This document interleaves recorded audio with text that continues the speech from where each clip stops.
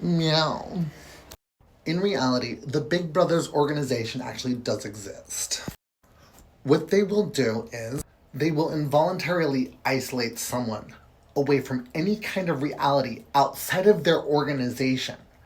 And the people who are not a part of the organization and or community who agrees with the Big Brothers organization are also restricted from contacting the individual or someone that the Big Brothers organization is deciding to falsely impersonate and involuntarily isolate an individual that they are choosing to work on to only attempt an abstract behavior and or experimental behavior analysis to trick and or psychologically manipulate an individual to think that that is how reality goes. But in New York City, what kind of New Yorker would ever go out of their way or make it their way to go to you and try to stop you from doing any drugs or living in a bad way?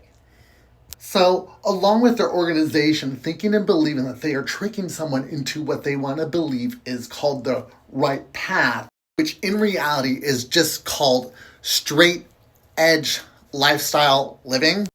And in reality, not everybody in New York City lives in a straight edge lifestyle way.